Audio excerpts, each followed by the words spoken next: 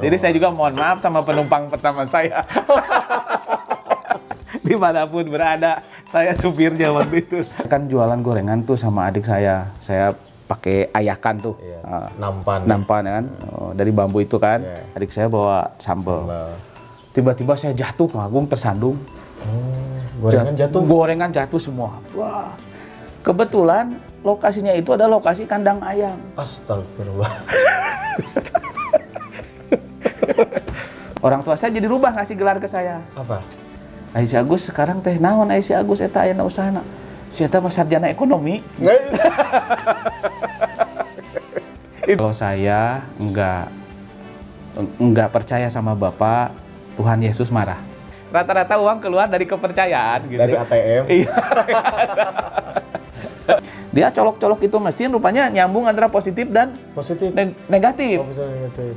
Buah. Akulah para pencarimu ya Allah.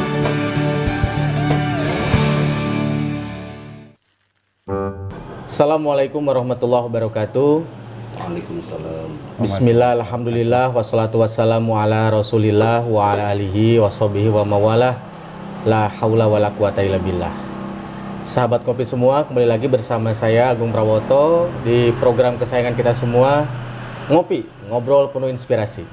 Di samping saya saat ini telah ada seorang pengusaha muda. Beliau terkenal dengan istilah kalau di LPNU Jabar itu Raja Sembako. Karena beliau usahanya itu di bidang sembako. Jadi ada beras, gula, minyak, dan lain-lain. Beliau adalah Kang Agus Koswara. Kang, kemadaman Kang? Alhamdulillah. Terima kasih Kang telah menyempatkan waktunya, telah memberikan jamuannya kepada kita untuk bisa hadir di balai-balai yang luar biasa bagus ini Kang, untuk ya kita sharing-sharing, ngobrol-ngobrol lah Kang, perihal bagaimana perjalanan bisnis Kang Agus ini sehingga dari awal sampai sekarang bisa banyak sekali dan besar ya. Bahkan saya dengar Kang Agus ini sekarang juga sedang merintis bisnis perihal motor listrik. Nanti juga ingin saya dibahas lah perihal itu. Namun gini, sahabat ngopi, ini Kang Agus ini namanya Agus Koswara ya. Tapi terkenalnya itu Kang Ahen. Nah, jadi saya selama podcast ini tidak akan memanggil Kang Agus ya, tapi Kang Ahen. Nggak apa-apa ya Kang ya? Nggak apa-apa. Malah lebih nyaman. Nah, jadi Kang, Akang tuh sembako tuh apa saja Kang yang Akang produksi dan Akang jual itu? Sembako itu kita mulai dari gula merah ya, Kang Agung. Pertama kita dulu produksi gula merah, sampai sekarang produksi gula merah masih terus. Kemudian kita berinovasi gula merah kelapa, sekarang sudah produksi juga gula merah, gula pasir, Kang Agung. Gula pasir. Kemudian merambah lagi ke minyak goreng, Kang Agung. Kita ada produksi minyak goreng juga. Kemudian juga ada beras, ada apalagi ya, gula cair, ada air mineral, ada garam juga ada ya macam-macam lah. Pokoknya yang ada di dapur insya Allah produknya sama dengan yang kita produksi ya, walaupun belum merek kita gitu Pak. Oke. Nah itu pertama itu tadi itu apa, gula malah gula merah. Itu gimana Kang, kronologi awalnya kok bisa kepikiran memproduksi gula gitu? Karena tahun 1980-an lah, di bawah 1990, orang tua saya itu kan asalnya pegawai negeri, PNS ya. Cuman PNS-nya bukan PNS kayak sekarang, itu PNS zaman dulu lah, zaman-zamannya kalau dibagi beras itu apa ya namanya, ya begitulah dibagi beras itu, zaman-zamannya dulu. Kebetulan ayah saya juga bekerjanya hanya di kecamatan waktu itu. Di kecamatan. Nah, karena keinginan perubahan mungkin dari orang tua saya, ingin berubah lebih baik mungkin, karena pada saat itu PNS kurang begitu menjanjikan ya. Nah, ingin berubah lebih baik, akhirnya orang tua saya pilih sambil berjualan, sambil bekerja sebagai PNS. Nah, saat itu orang tua saya jualan di Emperan, dekat Bank BRI sini di kota Sukabumi, yang seberangnya ada Belandir itu. Nah, kalau saya jualan kantong kresek. Kang Ahen juga ikutan jualan? Ikutan jualan. Ayah jualan apa? Bapak jualan gula merah. Oh, gula ngecer. merah. Waktu itu cuma dibelah, beli sekilo dibelah, beli setengah kilo dibelah gitu. Ngecer lah di emperan gitu. Oke. Dibungkus sendiri? Dibungkus ya. Setiap pagi saya sama ayah saya dengan ibu saya itu pergi ke pasar jam 1 malam. Saya bagian mikul kilo bangkong lah kalau bahasa Indonesianya. Oke. Timbangan apa ya itu yang kecil berat itu. Iya. Kalau ayah saya pikul gula merah, ibu saya ngegendong adik saya waktu itu. Oh, oke. Ya, singkat cerita, proses bisnis berjalan, alhamdulillah sukses Persi saat itu ya, saat itu ayah saya alhamdulillah sukses. Kemudian di perjalanan,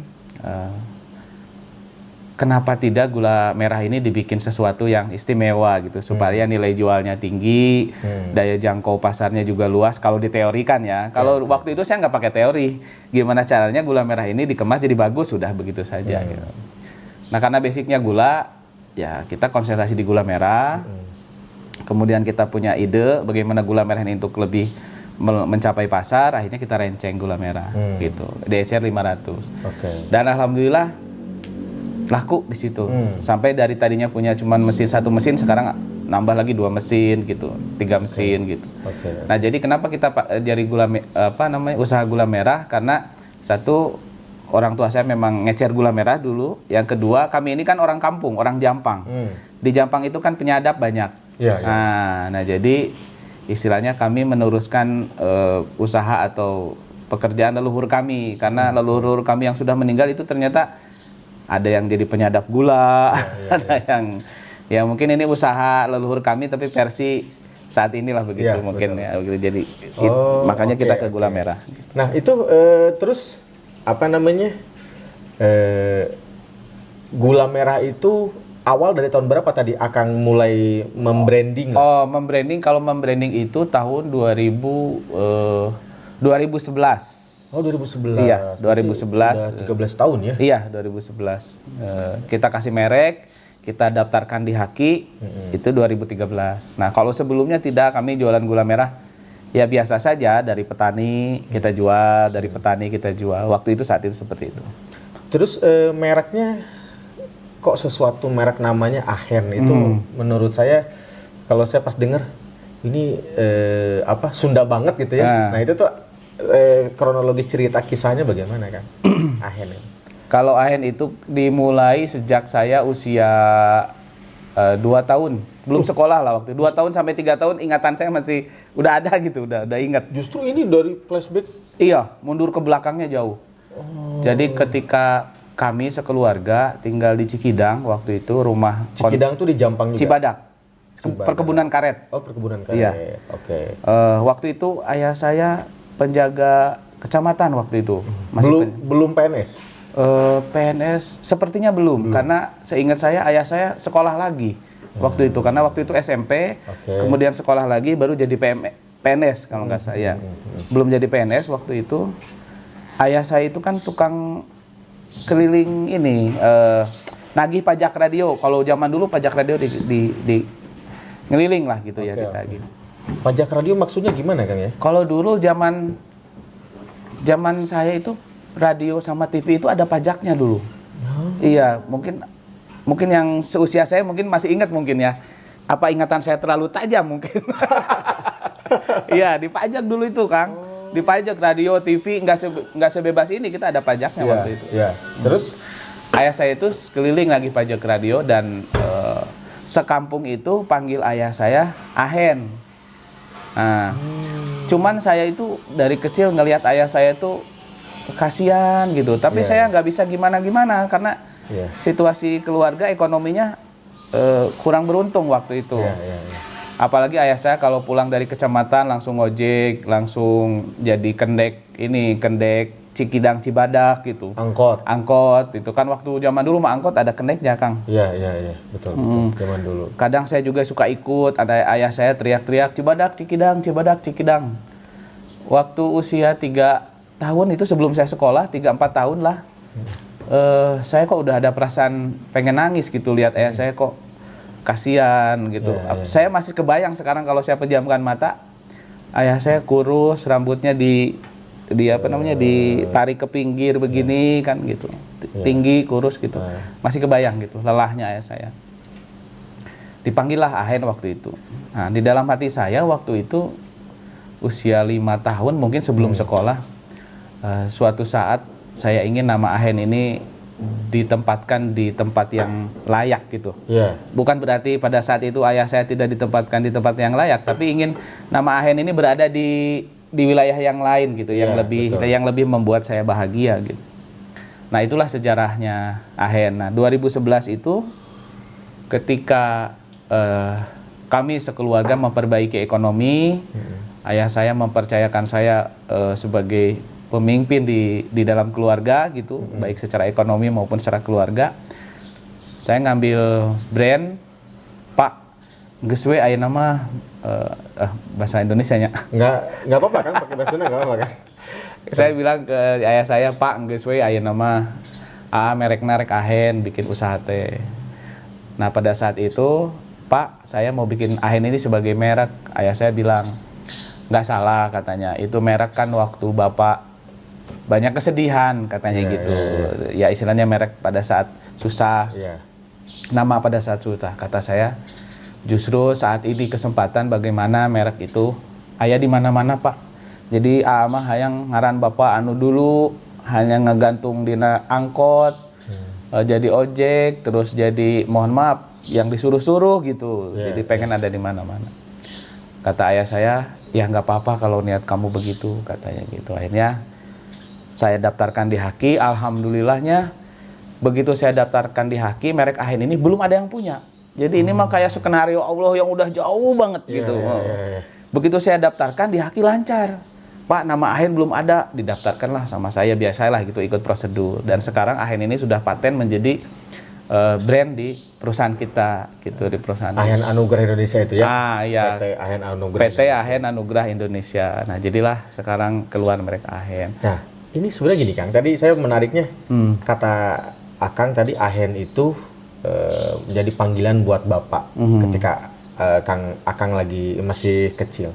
Emang Ahen ini panggilan, puntennya panggilan hina gitu atau apa sih sebenarnya? Jadi Ahen ini panggilan apa ya? Panggilan dulu itu kan kalau wakil Bapak itu kalau nggak salah ditugaskan ada mantri polisi kalau dulu mah. Mantri polisi. Jadi Bapaknya dekat dengan mantri polisi. Nah, kalau nagih itu suka nyuruh Bapak mantri polisi itu di desa itu. Nah, mantri polisi itu dokter. Sanes Kang, mantri polisi itu mah zaman baheula mah aya mantri polisi Kang. Mantri polisi teh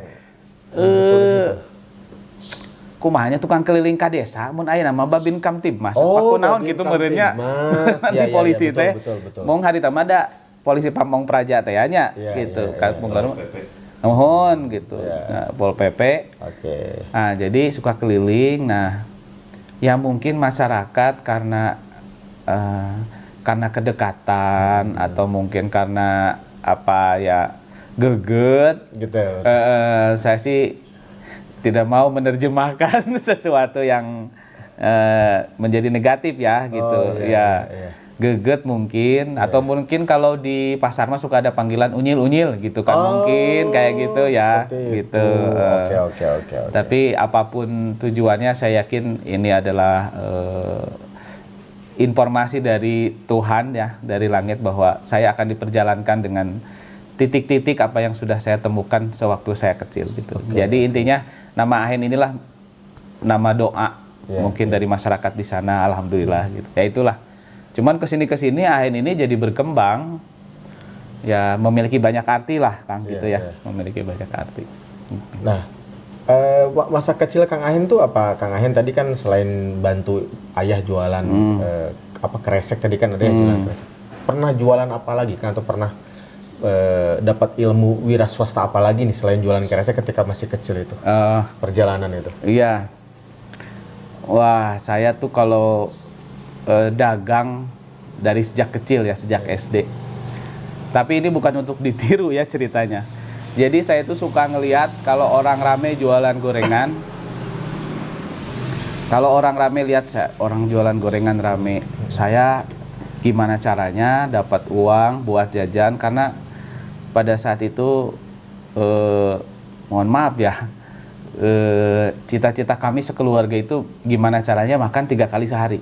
Cita-cita. Cita-citanya itu aja. Kan orang lain mah cita-cita pengen jadi dokter, Iya. tentara, polisi. Ini mah Iya, makan 3 kali sehari. Karena kami, ini Kang Agung ada cerita, saya ingat sama almarhum ibu ya, sebelum cara cerita ke usaha apa gitu ya. Saya dulu kan dari Cikidang, terus ke kota Sukabumi, kontrak rumah Kang Agung. Kontrak rumah itu, kalau tangan kita dibentangkan, itu dinding kanan dan kiri nyampe Kang Agung. Ah, Kecil ya? kecil Iya, sekali. kecil itu. Lorong gitu. Saya ngontrak rumah di deket lewat pesantren Samsul Ulum yang ke Sungapan itu.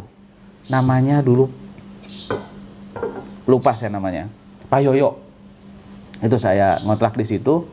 Saya ingat kasih sayang seorang ibu kepada anaknya pada saat itu. Karena kontrakan kami kan sempit. Akhirnya ayah saya di pasar itu bikin peti. Nah, akhirnya kami sering juga tidur di peti, kadang-kadang juga tidur di kontrakan. Pas tengah malam Kang Agung waktu itu saya ingat, rupanya kami ini ngontrak di atas spiteng Kang Agung. Kontrak di atas? Spiteng. Jadi mungkin ada belakang rumah di dinding, di tembok, di situ ada spiteng. Dan kita belum tahu awalnya. Belum tahu awalnya. Kalau orang tua saya udah tahu kayaknya, cuman karena ya mau ngontrak di mana lagi, kalau mau lebih bagus ya lebih mahal kan waktu itu. Nah, jam 1 malam tiba-tiba ibu saya bangun lagi ngepel Kang Agung. Kenapa ibu saya lagi ngepel? Kenapa ibu saya malam-malam ngepel? Iya, betul. Gitu. Begitu saya lihat ibu saya ngepel ini Kang Agung.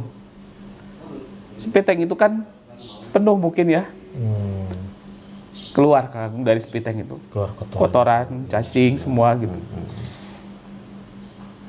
Mungkin karena ibu saya tidak mau ketahuan oleh saya pada saat itu. Jadi ibu saya bersihkan tengah malam gitu. Waktu itu juga saya nggak ngomong ke ibu saya tentang keadaan itu gitu. Cuman, oh ya ternyata kita ini tinggal di rumah yang dikotakin gitu aja gitu. Itu ceritanya dulu waktu itu. Nah, pada saat di situ saya sudah jualan. Jadi waktu SD itu pergi ke sekolah saya bawa gorengan. Pulang dari sekolah saya bawa es mambo Kang Agung. Jadi penuh tangan itu. Jadi pergi ke sekolah saya bawa gorengan, pulang saya bawa es mambo. Es gorengan ibu yang masak? Enggak, saya ngambil dari orang Kang. Ibu nggak tahu kita jual gorengan? Ibu tahu. Ibu tahu Kang. Nah, jadi ibu juga tidak bisa melarang karena kalau kita mau ngambil makanan aja di warung itu kami suka ngumpulin kertas Kang. Jadi kertas bekas kita kumpulin ditukar sama makanan kayak garam, gula, tomat itu. Kadang-kadang kalau nggak bawa kertas lagi susah, saya ke warung bawa buku. Jadi ngambil dulu dicatat sama orang warung. Oh ini apa? Kasbon. Iya, Kasbon. kasbon. Dicatat sama orang warung gitu Kang. Saya di situ mulai jualan gorengan, mulai jualan es mambo. Jadi ya masa anak-anak saya alhamdulillah Allah sudah didik saya dengan sesuatu yang apa produktif, ya? Iya, gitu. Nah itu bentar, yang es mambo dari sekolah dibawa ke rumah itu Dibawa untuk ke dijual rumah. ke tetangga? Saya sekolah agama, Kang Agung. Oh. Nah, jadi pagi-pagi saya jualan sarapan buat teman-teman sama yang di jalan yang saya temui. Pulangnya saya bawa es mambo untuk dibawa ke sekolah agama. Madrasah Diniyah. Madrasah Diniyah. Saya ingat namanya Madrasah Diniyah dekat Masjid Al Abror waktu itu. Saya ingat, saya bawa di situ. Jadi ya saya jualan lah buat teman-teman gitu. Nah, ada yang cerita yang lucu ya. Waktu itu saya kan celengan tuh, punya celengan waktu itu kan. Itu saya sampai berpelukan dengan ayah saya ketika saya sudah dewasa. Nah, sudah menikah, sudah seperti ini. Jadi ayah saya itu naruh uang di celengan tiap hasil usaha, sama ayah saya diambil dari bawah. Oh. Sama saya. Tapi saya nyeritain bukan berarti saya tidak ikhlas ya. Saya sangat memahami situasi saat itu. Saya waktu SD. Tapi saya nggak marah sama ayah saya. Saya malah seneng. Saya malah seneng. Jadi saya pas begitu saya angkat begini kan, bolong kan. Tapi saya teruskan. Saya teruskan, nyimpan uang. Bukan marah ya? Enggak, saya teruskan karena saya tahu Kondisi keluarga saya. Dan itu membuat saya semakin semangat. Gitu, semakin semangat. Nah, selesai dari gorengan, saya jual lotre.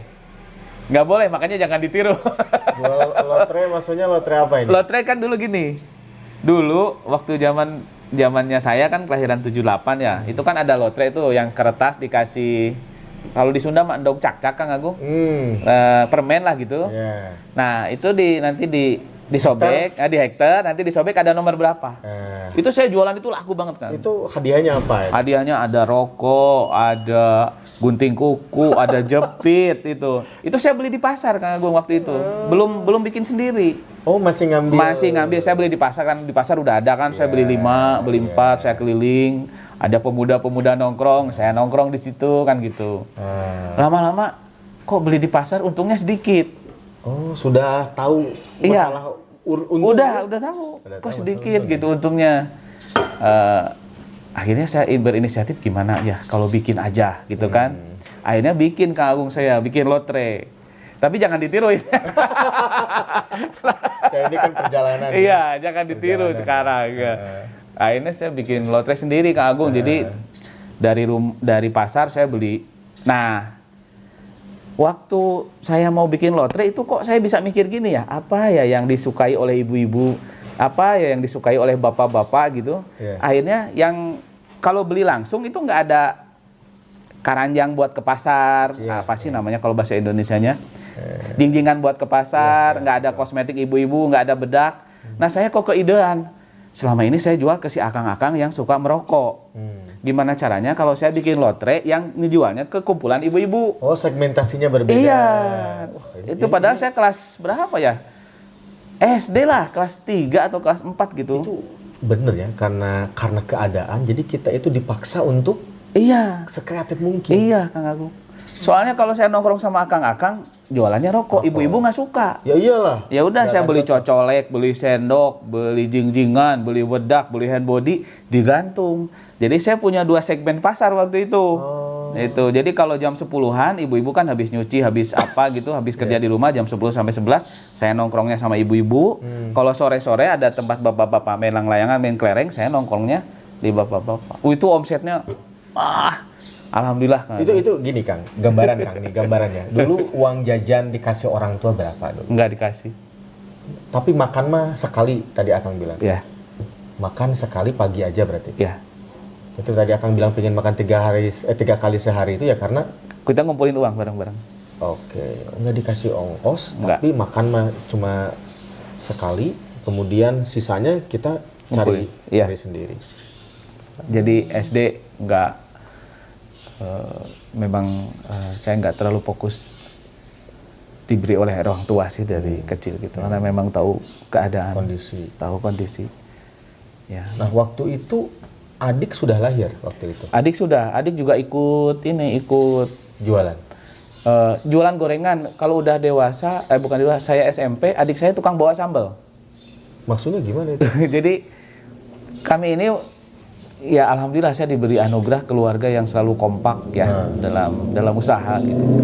Jadi adik saya yang sekarang jadi direktur utama itu, waktu saya jualan goreng, waktu kecil, kalau waktu bayi, dia selalu digendong sama ibu ikut jualan jam 1 malam sampai pagi. Makanya adik saya waktu itu punya penyakit paru-paru basah. Paru-paru basah. Oh itu ya jualan gula tadi ya? Iya, jualan gula kan digendong gini. Bahkan ada cerita adik saya pernah hilang ikut pengamen kan di pasar itu suka ada pengamen tuh.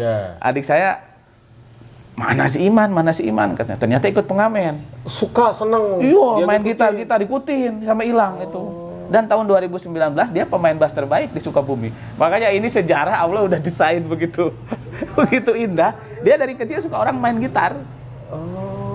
2019 dia pemain gitar terbaik se-Jawa Barat lagi. Kalau nggak salah itu Jawa apa tuh? Anugerah apa? Award apa gitu? Lupa saya, pemain gitar terbaik aja gitu waktu itu. Gitar ya, bukan bass ya? Bass. Dia pemain bass terbaik ya. Dia pemain bass terbaik. Dan ya sempet saya dikenalkan beberapa artis lewat adik saya. Oke. Berarti itu karena sejarah itu. Iya. Makanya kalau ngikut tukang ngamen ya? Iya, makanya kalau disambung-sambung sebetulnya kita Seperti ini sudah puzzle. sudah dikasih kode kayaknya Iya, gitu. iya. Dan ini kayak saung ini juga, ini saya udah dikasih kode dulu. Saya pernah waktu kecil pernah tidur di sebuah saung dan hujan besar waktu itu. Dan ini kode juga. Dan ya kalau cerita saung ini pohonnya kan dari kebun yang kita tebang. Saya nggak mau berpisah dengan pohon kelapa ini. Oh, ini tuh pohon kelapa. Iya, saya nggak mau pisah dengan pohon kelapa ini. Gitu, itu ceritanya. Iya.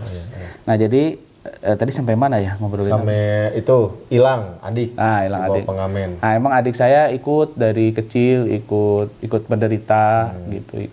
Ikut merintis ya. Ikut merintis. Bawa sambal tadi tuh. Bawa sambal. Jadi kalau saya gorengan, adik saya bawa sambal gitu. Buat dicocol lah. Oh iya, itu pernah Kang Agung. Makanya saya mohon maaf ke yang beli gorengan saya. Mudah-mudahan diberi ampunan saya. Udah kalau mau nyari lagi susah ya. Iya. Orangnya. Saya kan jualan gorengan tuh sama adik saya. Saya pakai ayakan tuh. Iya. Nampan. Nampan ya kan. Dari bambu itu kan. Iya. Adik saya bawa sambal. Tiba-tiba saya jatuh Kang Agung, tersandung. Gorengan jatuh. Gorengan jatuh semua. Wah. Kebetulan lokasinya itu ada lokasi kandang ayam. Astagfirullah. Lokasi kandang ayam yang kan kalau di kampung orang pelihara kandang ayam kan? Iya. Bukan di kampung sih, di kota, cuman wilayahnya kampung gitu. Kebetulan musim kemarau kan, jadi kotoran ayamnya tuh kering Kang Agung di bawah tuh. Nah, ini ada hubungannya dengan rasa gurih mungkin ya. Itu saya jatuh, itu saya sama adik saya bingung, man kumaha ieu? Ieu kudu setor ka si emak. Alah pulungan we. Akhirnya saya pungut tuh, saya kupruk-kupruk tuh kotoran ayamnya yang kering. Ya, saya yakin itu ada yang nempel Kang Agung. Pasti. Dan untungnya gorengan itu kan warnanya pun tadi Iya. sama kotoran kan hampir mirip. Mirip. Kalaupun nempel tidak akan Iya, terlihat ya. saya gitu-gitu. Cuma mungkin rasanya agak gurih dikit. Ceritanya gitu. Itu habis Kang. Hah? Gara-gara jatuh itu habis semua. Malah habis? Habis kan. Biasanya nyisa gitu. Biasanya nyisa. Lu kan jualan gorengan masih kecil. Ya bari delu, bari ololeho, sahasi nu daek meuli Kang Agung, terapi kan tuh bersih kan gitu. Itu habis itu. Udah gitu saya pulang, sinarian beak Gus katanya. Iya beak Mak. Ya deh jangan mana gitu kan. Sambil pulang saya mikir apa besok jatuhin lagi di situ kan. tapi sekarang setelah dewasa saya makan pempek atau apa ya gitu. Waktu itu pertama kali saya bisa beli pempek, ada bumbu ebi itu kan, udang ebi. Saya ingat itu. Jangan-jangan kotoran ayam tuh rasanya kayak gini dulu itu. Gurih. Gitu. Jadi saya selalu mohon ampun kepada Allah, ya Allah, saya ampuni. Itu kan kita kan di mana ya waktu itu. Ya, saya tidak bisa meminta maaf kepada mereka-mereka yang membeli gorengan saya gitu. Nah itulah sama adik saya. Wah, luar biasa. Kang, ini kita ngopi dulu, Kang. Oh iya. Ya kan kebetulan program itu ngopi, ngobrol penuh inspirasi, Kang. Oke. Ini kebetulan kita disponsori oleh Lot of Coffee, Kang. Nah, ini Atuh ya mah enak pisan atuh Bandung ya Coffee mah. House. Oh. Nah, ini luar biasa kopinya Enak ini. pisan. Dicoba, Kang. Dicoba dulu, Kang. Bismillah. Gimana, Kang, rasanya, Kang? Aduh iya mah. Enak pisan. Enak pisan, Kang, ya? Susah diceritakan. Wah, Susah diceritakan ini. ini rasanya kayak yang tadi gorengan tadi. Enak ini. Jauh ya. Jauh. Tapi ya beginilah kalau kopi baru digiling murni. Iya. Kalau bahasa Sunda mah dileg-legna oge pulen. Naonnya hari itu teh susah ngomongnya. Jadi ditelannya tuh syahdu lah gitu, beda sama kopi biasa. Nah, selain A Lot of Coffee, Kang, kita juga didukung, Kang, oleh Taruna Beton. Oh iya Oleh iya Kang iya. Mas Haji Purnomo. Iya, Kemudian iya. ada juga jaket keren oleh Kang Sekjen, Kang Ujang Rahmat, dan juga oleh Harmonis Computer, Kang. Baik, Kang, kita lanjut, Kang, nih. Tadi ini agak out of the box tadi cerita yang tadi ya, iya. tentang gorengan tadi ya. Ini. Nah, setelah itu Kang Ahen SD ya, kemudian SMP. SMP itu masih di daerah Jampang itu. Bukan, kalau SMP kan SMP sudah yang sekarang jadi kantor. di daerah kota itu ya, Sukabumi. di kota Jadi Sukabumi dulu ya. kami itu pindah itu ngontrak di sebelah rumah, saya jualan gorengan, ibu saya sama bapak saya tetap jualan di pasar. Alhamdulillah kebelilah rumah yang di depannya waktu itu. Kami terus berjuang sekeluarga. Itu waktu SMP, tapi SMP pun saya masih jualan gorengan. Jualan gorengan. Iya. Oke, nah itu setelah itu Akang masa-masa SMP beres, terus SMA? SMA dulu sebetulnya saya nggak mau sekolah SMA karena apa? maunya saya bekerja. Oh, bantu Iya. orang tua. Iya, saya maunya bekerja gitu karena bukan saya tidak mau ilmu ya, jadi ya saya lebih memprioritaskan bagaimana kami bisa bertahan di kota gitu. Karena kalau pulang ke kampung kan malu atuh udah ngumara ke kampung nanti pulang lagi nggak berhasil kan betul, malu. betul. Tapi alhamdulillah ketika SMP kebetulan saya sekolah di jalan kaki waktu itu. Iya. Dekat rumah jadi nggak terlalu banyak biaya. Tahu-tahu nemnya bagus. Waktu itu kan masih nem, nggak tahu sekarang. Iya, ya. betul, Nah, betul nem. Waktu itu kan nemnya bagus. Terus NEM itu singkatan nilai Ebtanas murni kalau nggak salah. iya gitu. Nemnya bagus. Terus kata guru, Gus, mana emang geus we ke SMA 3. Di sini kan SMA 3 SMA favorit kan. Pokoknya lamun sekolah SMA 3 lah kasarnya gitu dianggapnya ayah lah gitu, berada lah gitu. Gus we ke SMA 3 didaftarkan lah sama guru ke SMA favorit di sini. Masuk Kang Agung. Nah, terus biayanya? Aduh, kumaha ieu masuk akhirnya saya jadi supir angkot. Hah? Jadi supir angkot. SMA itu? Iya. Itu bisa nyetir dari mana? Dari kecil saya sudah kan namanya juga tukang gorengan ya, kadang-kadang pangeteman lamun ayeuna mah. Kalau sekarang pangeteman gitu. Kadang-kadang suka mundur maju gitu atau ya disuruh-suruh lah. Akhirnya saya ada Mang Jejen. Kalau Mang Jejen nonton podcast ini saya ucapkan terima kasih ilmu nyetirnya. Mang Jejen. Tadi Mang Jejen. Luar biasa. Ya, nggak tahu Mang Jejen di mana sekarang. Mudah-mudahan sehat, panjang umur. Beliau tidak tahu keberadaannya. Belum, nggak tahu di mana sekarang. Tapi Kang Ahen pingin ketemu dengan beliau. Pingin banget. Beliau kira-kira kalau ada usia berapa kan? Sudah sepuh mungkin ya? Iya, sudah sepuh karena waktu saya nyetir aja dia udah punya istri, udah punya anak kalau nggak salah, udah menikah lah, udah dewasa. Oke. Nah, makanya kalau ada nonton podcast ini Mang Jejen, terima kasih banyak. Itu saya bisa nyetir sama Mang Jejen. Bahkan saya dikasih angkot sama Mang Jejen di apa namanya? Ngadal. Ngadal itu apa kan? Ngadal teh. Nah, yang ngadal teh jadi supir utamanya Mamang Jejen. Oh, supir tembak. Supir tembak. Cadangan. Oh iya, supir tembak. Sampai saya pernah dikasih angkot, penumpang pada turun. Kenapa? Belum lancar saya. Oh, astagfirullah. Jadi saya juga mohon maaf sama penumpang pertama saya. Dimanapun berada, saya supirnya waktu itu. Jadi turunnya langsung turun. Marah-marah. Marah-marah. Nggak bayar berarti? Nggak bayar. Kumaha ieu mau mobil itu balik na power sih no. Aduh, saya udahlah kalau sekarang ada yang nonton podcast juga saya minta maaf banget. Tapi segitunya Mang Jejen betul-betul memberikan kepercayaan pada kita. Iya, Mang Jejen. Terus ada Ustadz Usup ngasih angkot juga ke saya. Pinjaman gitu. Sewa ya. Sewa Jadi harian setoran. Iya.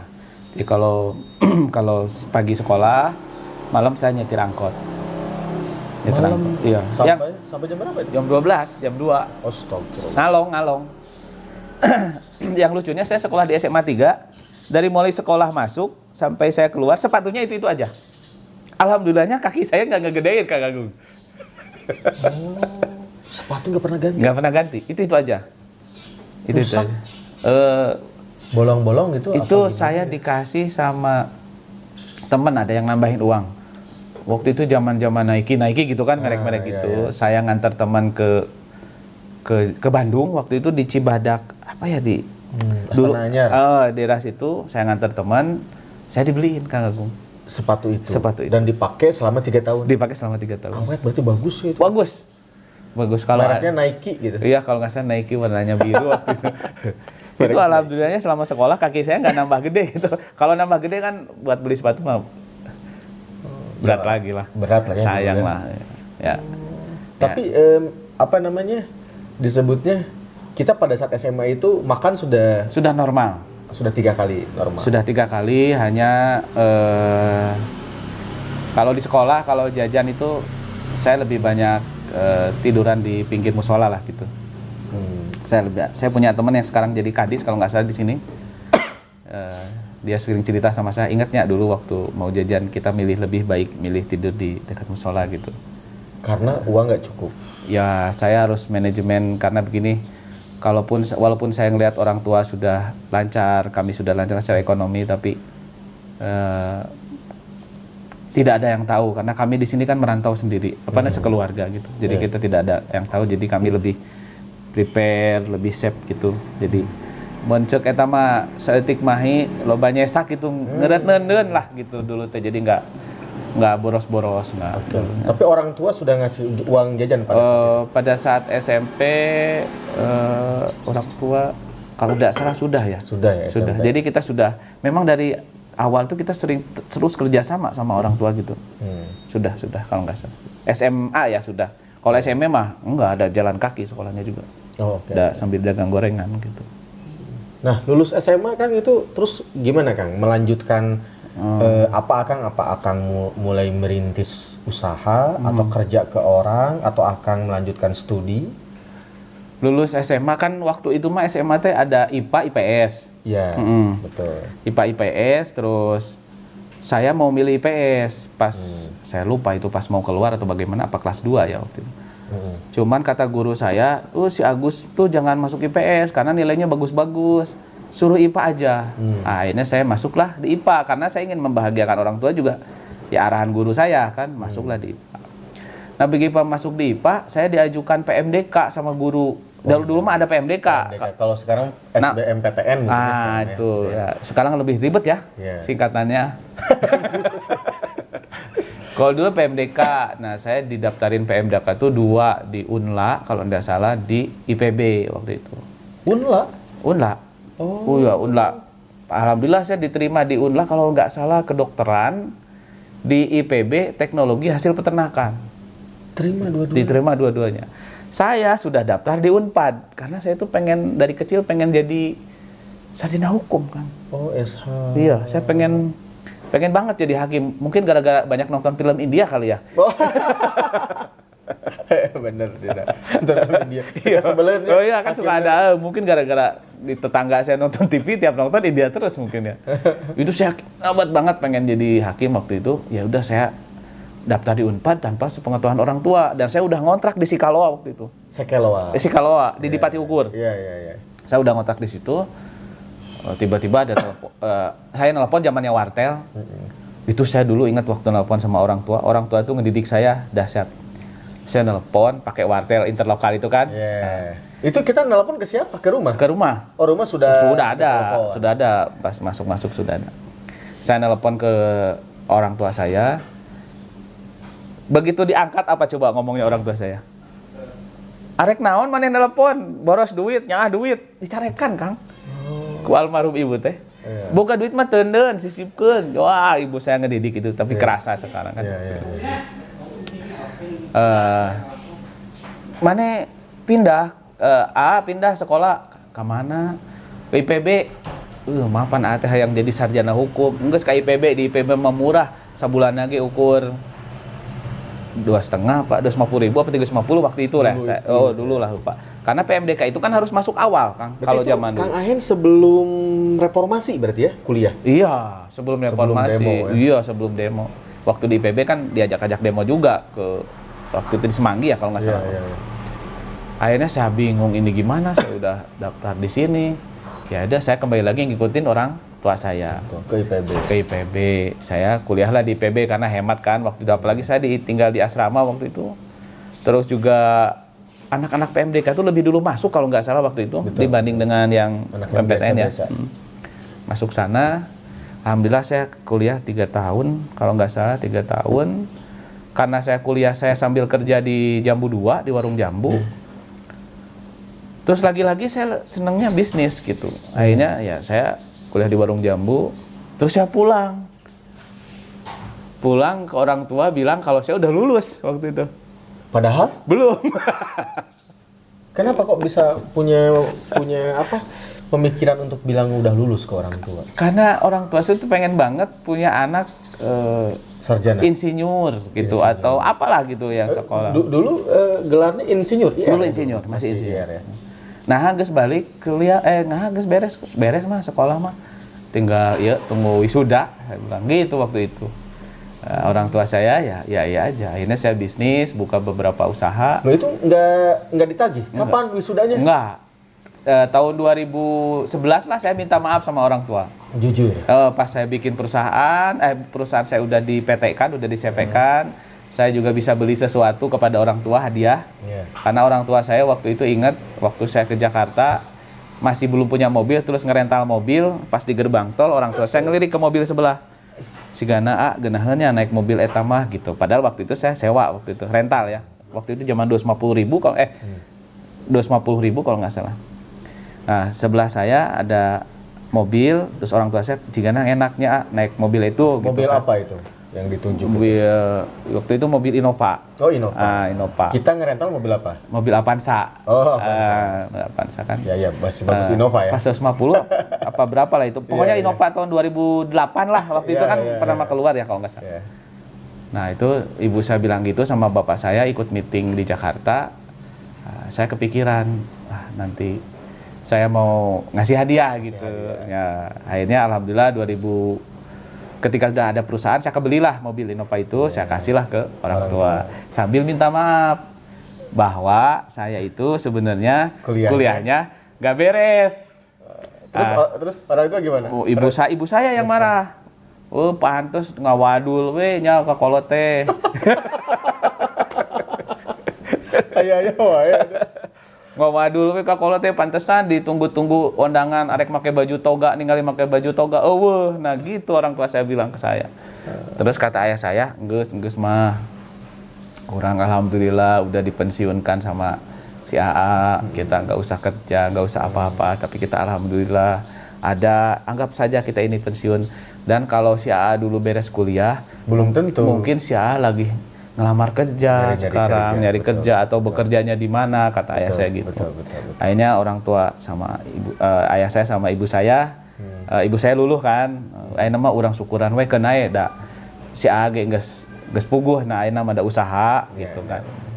Nah, itu kenapa saya ngaku, karena saya juga malu waktu itu 2000 berapa ya lupa, sebelum pokoknya keluar mobil 2008, saya beli itu 2012 atau 2011 lah. Karena saya tuh malu, Kang. Tiap ketemu sama sahabat bapak saya, kan saya tuh hobi antar bapak ke dia, antar ketemu sama sahabatnya. Si Agus teh sekolahnya di mana? Si eta mah insinyur katanya. Jadi ke setiap teman itu bapak tuh selalu bilang ke tetangga tuh si Agus mah insinyur. Kalau di depan saya langsung nangis. Bapak jadi ngebohong gara-gara saya gitu kan. Akhirnya ketika saya berbisnis, saya udah ngasih hadiah, alhamdulillah lancar. Terus saya anterlah ayah saya lebih jauh lagi. Kemana itu, ke Pangandaran ada temennya, saya anter. Kemana aja lebih jauh kan ada mobil kan waktu itu. Orang tua saya jadi rubah ngasih gelar ke saya. Apa? Si Agus sekarang teh naon si Agus eta ayeuna usahana. Si eta mah sarjana ekonomi. Itu ayah saya. Ya. Langsung kasih gelar ke saya. Sarjana ekonomi kata usahana. Teu kaharti da cenah akang si Agus usahana. Tapi da si eta mah sarjana ekonomi. Alhamdulillah gitu. Nah, itulah dari PB enggak beres, saya buka usaha. Bahkan saya pernah buka usaha sampai orang tua saya bohongin waktu itu. Saya buka pabrik di daerah Cisaat. Karena saya nggak ngomong ke orang tua kalau itu pabrik saya. Oh, kenapa kok nggak mau ketahuan sama orang tua? Kadang ya, kalau merintis itu kan penuh liku-liku. Jadi saya nggak mau orang tua tahu. Sulitnya itu saya nggak mau tahu. Karena waktu ngerintis gula merah aja, Kang, waktu gula renceng itu pertama, orang tua saya datang kan ke pabrik waktu itu. Nanya, iya, gak laku Gus gula teh, laku Pak, alhamdulillah. Tambah dia tuh negawe itu karunya budak yatim si A si B si C. Padahal mah saya teh gak laku gula teh waktu itu. Cuman saya nggak mau mencerita ke orang tua tentang hal-hal yang membuat orang tua saya harus sedih, bersusah payah. Itu saya nggak mau, secara pikiran itu saya nggak mau. Nah, itu saya pernah cerita, pernah punya usaha. Orang tua saya ke sana, saya punya karyawan namanya Nanang waktu itu. Pak, aya nu ka dieu cenah. Saha? Iya cenah tah tinggali cenah fotona. Alah, bapak eta tong di bejaan eta pabrik nu Agus eta. Terus orang tua saya nanya, bejana itu pabrik teh cenah nu orang Jampang, cenah bogana. Itu nanya ke pabrik. Tapi lama-lama orang tua saya kasih tahu. Jadi nggak usah tahu lah. Saya sudah sepakat sama istri. Kita ini tugasnya memberi kebahagiaan gitu. Jadi ketika kita ada dalam kesulitan, cukuplah itu jadi apa namanya? Konsumsi kita. Iya, jadi konsumsi kita gitu. Jadi sampai hari ini saya kompak sama keluarga sama anak-anak, tidak usah lah menceritakan gitu. Nah kayak gitulah ceritanya. Jadi saya lupa nih mau ceritain yang mana. Oh iya. Nah tapi itu kan tadi masalah gula renceng nih. Itu kan sesuatu yang out of the box ya. Udah pernah lihat belum gulanya? Pernah waktu itu. Pernah ada fotonya di kilo. Itu. Maksudnya gini, itu gula kawung itu kan biasanya kan di kilo ya. Ini kok dijual di renceng, itu inovasinya kepikiran dari mana itu? Itu tuh kayak konyol, Kang. Kalau saya bilang itu konyol karena setelah saya sekarang tahu bahwa bisnis itu harus ada planning, actuating, kayak gitulah ya. Powak ya gitu kan harus gitu. Dulu saya nggak ada planning, nggak ada organizing, nggak ada, actuating, nggak ada survei pasar apa yang pasar butuhkan, berapa saya bisa menciptakan harga, kira-kira harga saya kompetitif nggak dengan yang lain, nggak ada Kang, saya nggak ada teori itu, nggak tahu. Pokok nama keluarin. Pokok nama saya mau bikin gula merah renceng waktu itu, ngobrol lah sama adik saya kan nggak bisa komputer Kang, waktu itu Google udah ada 2010-an, udah rame kan. Udah ada Saya bilang ke adik saya, waktu itu saya masih jualan di pasar, ngecer. Man, saya bilang, punya kios lah, sewa kios ya.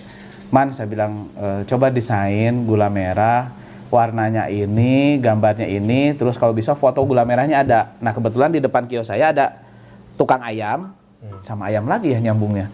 Ada bangku jualan tukang ayam, terus saya taruhlah gula merah itu di situ. Saya bilang, Man, foto Man, saya bilang gitu. Nanti bikin kemasan yang bagus. Jadi sebetulnya kalau lihat kemasan gula merah, itu ada gambar gula merah, itu di atas tukang jualan ayam itu sebenarnya motonya. Sampai sekarang sampai hari ini masih itu. Aduh, saya nggak ada sampelnya. Sampai hari ini masih itu. Kenapa nggak dirubah sudah berapa tahun gitu? Menjadi ini identitas. Ya? Iya, kayak identitas gitu, kayak gregetnya beda. Nah, di foto di situ saya bilang, udahlah desain akhirnya. Bentar, dulu motonya pakai kamera udah proper apa pakai kamera biasa. Iya, kamera biasa. Nah, udah kalau sekarang kan canggih kayak kamera begini kan panjang-panjang kan popong. Aduh, enggak. Yeah. Nah, udah gitu saya bilang ke adik saya, Man, coba cari pabrik plastik. Saya nggak punya duit waktu itu. Adik saya sih searching lah di Google, searching di Google. Begitu searching di Google, ada lah di situ nama perempuan. Nah, kualah telepona gitu kan waktu itu. Sok sambungkeun, telepon lah sama saya kan. Dari sana menyahut lah, halo, katanya selamat siang.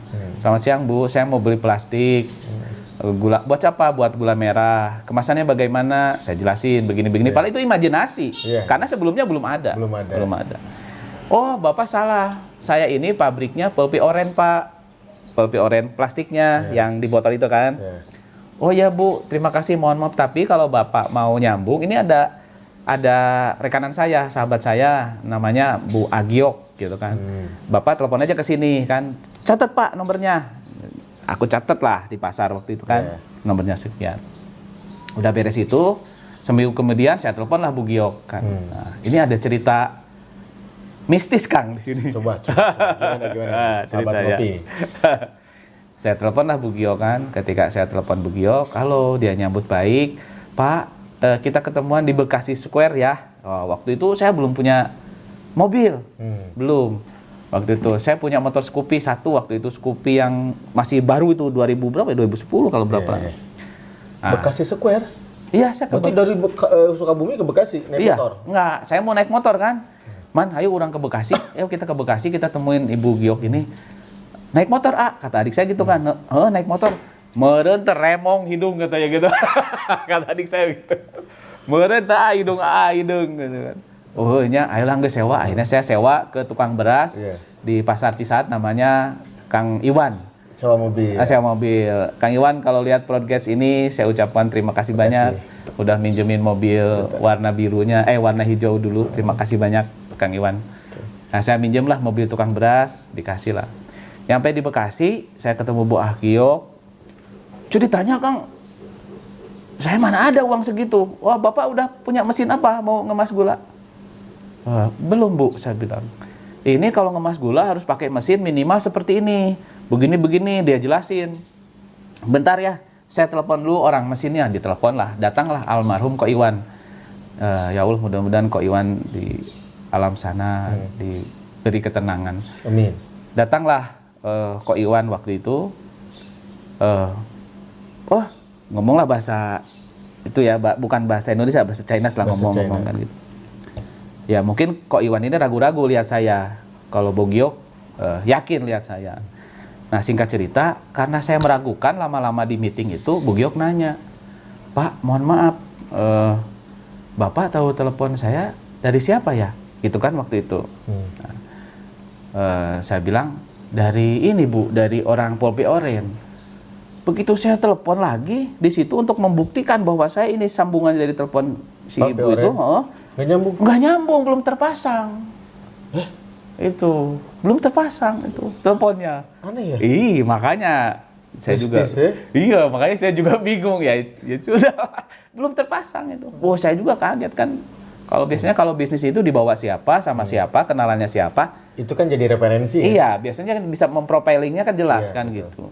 Ini mah enggak. Pas saya telepon enggak. Ini enggak. Telepon yang ada hubungi belum terpasang. Waduh, ya Bu Agiok betul ini saya dapat.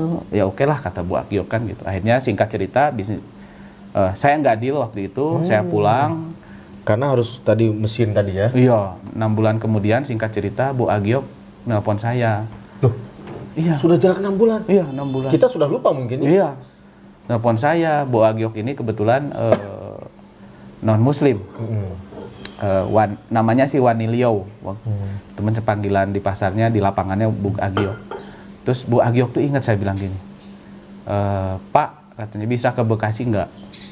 Saya bilang, mau apa Bu? Saya belum punya uang sebanyak itu, gitu. Kan beli plastik harus 200 juta, beli mesin 200 juta, belum beli silinder, ya total 500 juta waktu itu. Waduh. Gede. Terus Bu Agiok bilang gini katanya, Bu, saya nggak bisa ke sana karena saya nggak punya uang sebanyak itu. Terus dia bilang gini, Pak, kalau saya nggak percaya sama Bapak, Tuhan Yesus marah. Saya nggak tahu kenapa Bu Agiok. Kalau Bu Agiok tuh masih sering komunikasi. Nanti podcast ini saya kirim ke. Iya betul. Saya kirim ke beliau. Nah, kata Bu Agiok, saya kalau nggak bantuin Bapak, saya ditegur sama Tuhan Yesus. Ya. Saya bilang ini religius banget gitu ya. Ya ini saya ke Bekasi lah. Di Bekasi disambut baik, bahkan saya diajak rumahnya, terus saya diajak makan di rumah makan Sikabayan tuh dekat Harapan Indah situ. Saya diajak makan, terus Bu Agiok, saya percaya ke Bapak. Masalah kepercayaan Ko Iwan saya yang tanggung jawab. Dipanggillah Ko Iwan yang waktu itu ketemu. Saya ngasih tempo pembayaran ke Pak Agus. Saya beresiko, plastik saya kalau Pak Agus bisnisnya nggak laku, hancur. Karena nggak bisa diambil lagi. Kalau Ko Iwan kan ngasih kepercayaan mesin ke Pak Agus, kalau Pak Agus nggak jalan, mesinnya bisa dibawa lagi. Tapi kalau plastik? Kalau plastik nggak. Saya tanggung jawab, kata Bu. Saya percaya, kata Bu Agiok. Berarti Kang Ahen ini plastiknya dimodalin? Iya. Mesinnya dimodalin? Iya. Sampai hari ini saya banyak dimodalin sama orang. Alhamdulillah. Nggak ada uang keluar dari tanah. Iya, betul. Rata-rata uang keluar dari kepercayaan. Gitu. Dari ATM? Iya. Ya saya dimodalin lah sama Bu Giok sampai saya merintis usaha di bidang industri ya. Ada uang receh, logam, 1000-an, saya antar malam-malam ke rumah Bu Giok. Saya disuguhin roti sama Bu Giok, baik banget itu Bu Giok itu ke saya. Alhamdulillah lah. Nah itu gimana ketika sudah dimodalin, usaha langsung? Kita kayak sudah dimodalin, saya ditanya, sanggup ngangsur berapa? Katanya gitu kan. Harus Pak Agus ini kemungkinan ngangsur harus di sekitar 60 juta, apa 50 juta? Per bulan? Oh iya. Alah, kalau udah 40 juta mau duit dari mana, nggak kebayang pasar jualannya juga. Terus saya bilang, Bu, saya sanggup ngangsur mesin 14 juta sama plastik, kalau ada penjualan ya saya bayar sama ibu. Ya dah, nggak apa-apa, 14 juta mesin, plastik bayar setelah ada penjualan. Itu makanya saya sering bisnis itu memang pakai modal. Tapi kalau ada modal tapi kita nggak membangun kepercayaan, ya kayaknya nggak bisa juga. Ya, berarti gitu. kesimpulannya modalnya itu adalah Kepercayaan. Kepercayaan. Iya, kepercayaan. Nah udah gitu saya jalan usaha, bikin gula merah renceng, nggak laku Kang Agung. Nggak laku.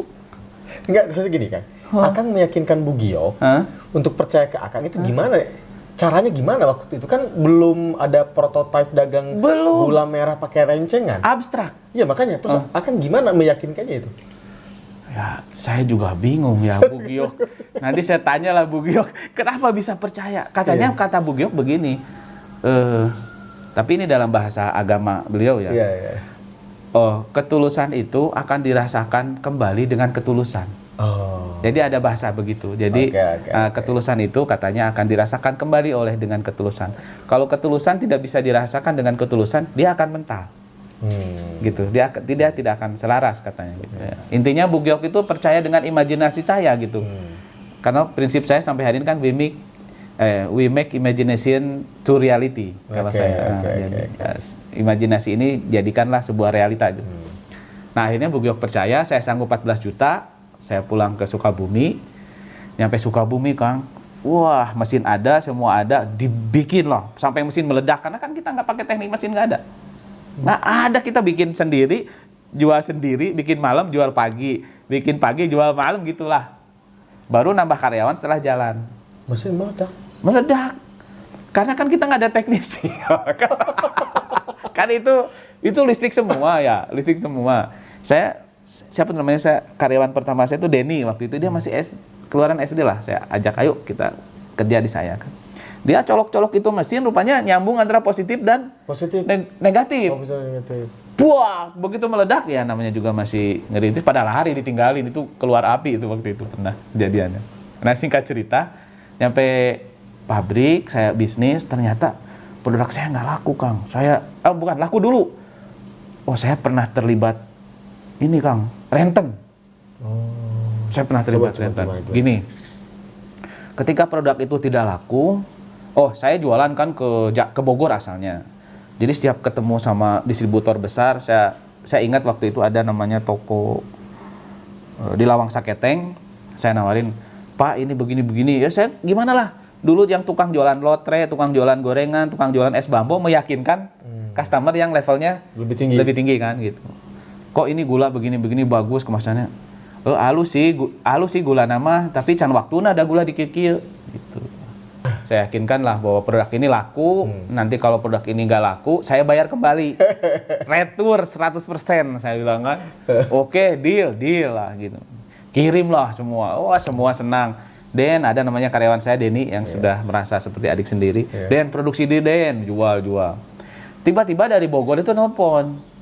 Iya, gula retur terlaku, iya gula terlaku, can zamannya. Sudah jalan berapa lama itu?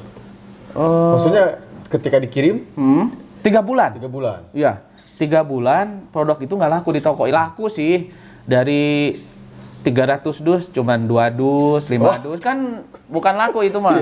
Ya kan? Testing gitu. Iya, testing. Wah, dikembaliin lagi. Kebetulan waktu itu kan saya juga jualan di pasar, kios. Udah sewa kios waktu itu. Terus? Saya simpan di luar.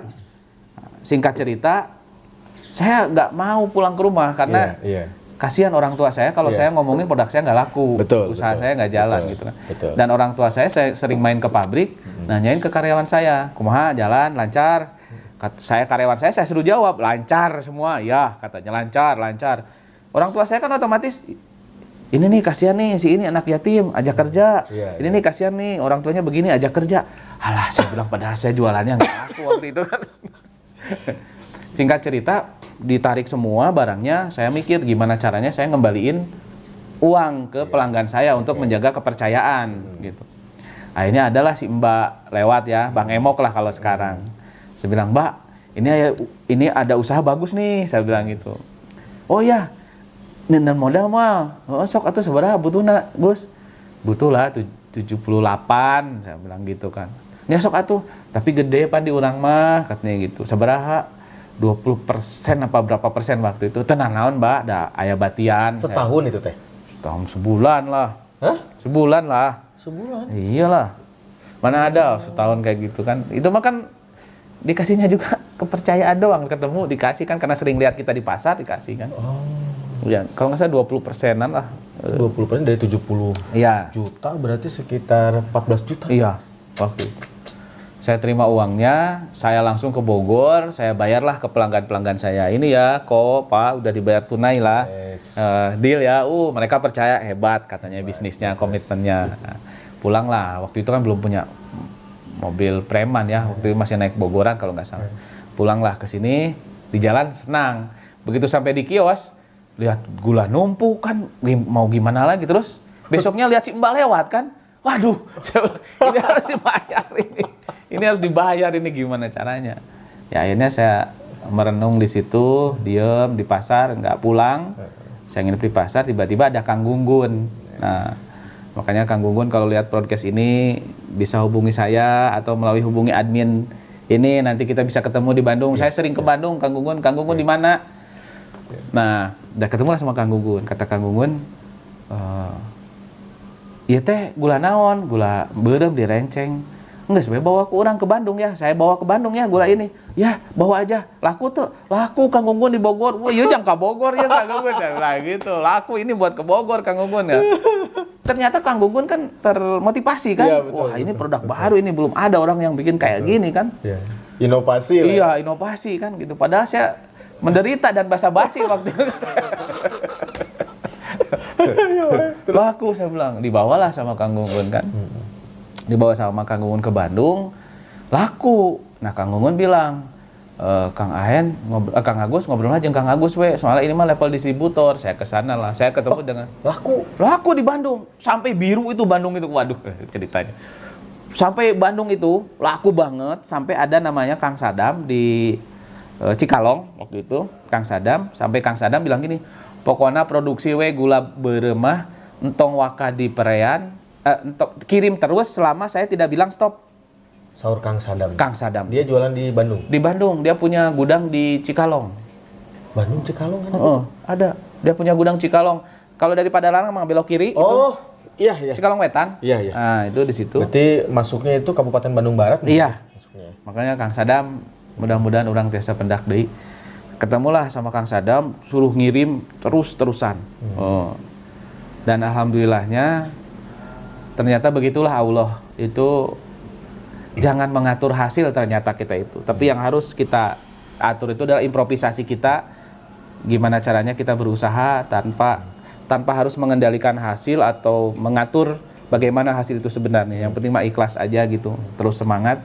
Akhirnya saya nawarin di Bogor, tapi lakunya malah di Bandung dibawa oleh orang lain gitu, oleh Gunggun. Gula merah itu. Dan sampai hari ini ya ibaratnya nggak semua ya, kalau di Bandung kalau gula merah Renceng ya Ahen sampai hari ini, dan pelanggan kita banyak. Akhirnya lakulah sampai hari ini di Bandung gula merahnya. Dari Kang Sadam, kemudian saya ada distributor namanya Pak Bambang, juga orang Bandung di Cibiru. Assalamualaikum Pak Bambang, terima kasih atas kebaikannya dulu sampai saya ditempatkan gudang di dekat gor bulu tangkis. Dia kan Pak Bambang ini orang hebat, udah orang hebat lah, jadi punya bangunan banyak, kerjasama, saya dikasih gudang di situ sama Pak Bambang ini. Nah, akhirnya alhamdulillah lah gula merah Ahen awal pertama bisnis kita lancar dengan perjuangan. Ya mungkin sekarang ini saya bisa menentukan perjuangan saya, jadi makanya jangan terlalu pesimis lah, karena perjuangan itu sebetulnya pada akhirnya tidak akan sebanding dengan hasil kalau kitanya ikhlas. Betul.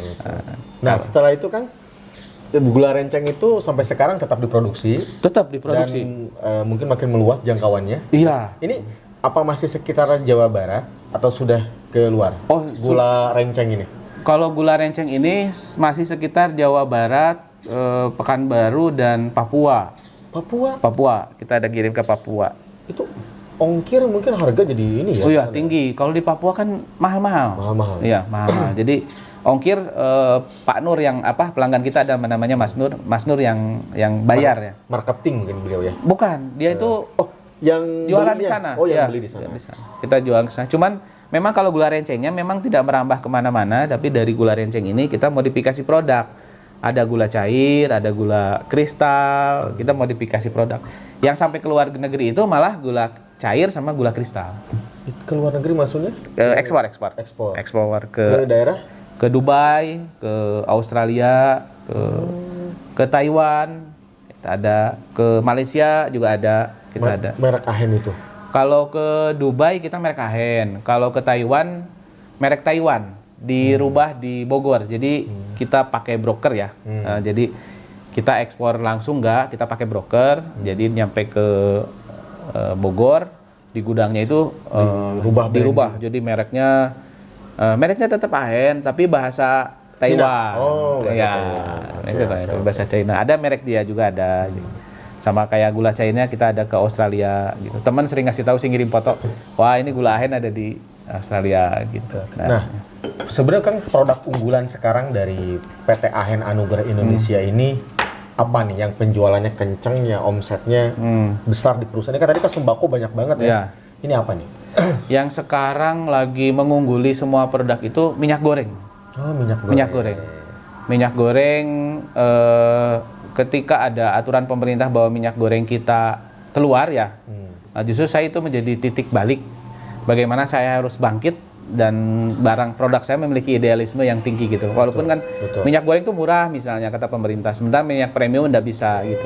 Cuman kan prinsip saya gimana caranya kita tidak bersaing jualan itu, jangan bersaing. Tapi kita ini menjadi partner dengan kompetitor kita gitu. Sekarang sih yang lagi omset rame minyak goreng kan, minyak goreng rame banget. Sampai nggak ada stok. Itu minyak goreng kan saya lihat mereknya kok ada beberapa merek gitu. Ada. Kita minyak goreng ada merek Ahen, itu persembahan saya untuk orang tua saya, brand Ahen. Ada merek Bunda. Minyak goreng Bunda itu juga persembahan saya buat orang ibu saya almarhum. Ada juga merek Pepi, itu saya ambil inspirasinya dari nama anak saya yang perempuan yang nomor 1. Siapa namanya? Namanya Thalita Belva Farel. Nggak nyambung ya? Nggak nyambung kan? Nggak nyambung. Jadi anak saya itu namanya Thalita Belva Farel. Waktu kecil dia tidak bisa menyebut namanya sendiri, kan nama panggilannya Farel. Nah, dia nama panggilnya Pepe. Jadi dia nggak bisa ngomong Farel, Pepe. Ini sama Pepe, sini sama Pepe gitu kan. Saya lagi ngeliat anak saya. Karena masih kecil ya. Iya, masih kecil. Jadi suara bahasanya belum jelas. Cadel kan gitu. Pepe. Saya lihat ini kayaknya kalau dibikin merek bagus ya, saya bilang. Tapi nggak mungkin mereknya Pepe. Saya bilang gitu kan. Ya kan, nggak mungkin saya mereknya Pepe. Akhirnya saya diskusi dengan tim manajemen, dengan direktur. Saya diskusi. Coba tulis PEPY. Pepi kan gitu. Pemahaman saya kan dibacanya Pepe karena PEPY kan. Cobalah tulis PEPY. Akhirnya coba cek apakah ini jelek atau enggak. Ya, terus di hakinya ada atau enggak. Ternyata dicek nggak ada. Akhirnya keluarlah minyak Pepi. Sebenarnya kita tuh pinginnya Pepe dipanggil masyarakat. Iya. Tapi masyarakat manggilnya Pepi. Pepi. Karena saya nggak pakai E lagi, jadi PEPY gitu. Jadinya Pepi. Yang membedakan 3 brand minyak itu apa? Kok dibeda-bedain mereknya? Iya. Kalau Bunda ini khusus untuk ekonomi ya, masyarakat yang memilih lebih ekonomis karena dia kan bentuknya rencengan, harganya minyak walaupun naik turun bagaimana harganya tetap di posisi 1.000 sampai 2.000 gitu. Itu Bunda. Gitu. Segmen pasarnya yang beda. Kalau Pepi ini kan segmen pasarnya premium, jadi minyaknya itu isinya 1 liter. Nah, kalau Ahen itu segmen pasarnya menengah karena isinya 900 mili. Sebetulnya secara isi sama, mengandung vitamin A juga sama karena kan aturan pemerintah minyak goreng harus mengandung vitamin A. Hanya segmen pasar aja yang dipilih. Ternyata ketika Pepi keluar terus Ahen keluar, malah Ahen lebih nyali Pepi sekarang. Laku, Ahen lebih laku karena mungkin nilai keekonomisan masyarakat lebih membutuhkan nilai keekonomisan karena selisih 100 mili dan harganya langsung drastis turunnya. Itu bedanya aja lah segmen pasarnya. Itu dari intinya strategi lah ya. Strategi yang kalau sekarang ngomongnya strategi, kalau dulu kan nggak tahu strategi. Anabel kalau saya sistem dagang itu jualan itu pakai Anabel. Analisa gembel. Oh, kirain Anabel itu apa? Anabel. Analisa gembel. Oke. Lihat, bidik, oke, tembak. Lihat, bidik, oke, tembak gitu. Jadi kalau bahasa sekarang katanya leadership itu butuh spin. Keakurasian kan, tapi dengan koridor keakurasian. Ya, saya rasa kalimat itu betul bahwa leadership itu butuh spin. Tembak gitu kalau ada peluang gitu. Gitu.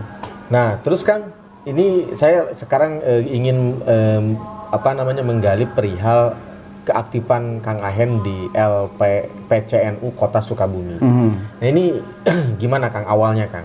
Akang ini bisa terpilih sebagai ketua LPPCNU ini. Memang kalau dilihat dari masa lalu, ya saya memang keluarga NU. Dari kakek saya, kakek ibu saya memang dari keluarga NU. Terus juga menikah dengan istri, ibu saya juga, ibu dari istri saya juga keluarga NU gitu. Memang ada sejarah dari keluarga NU.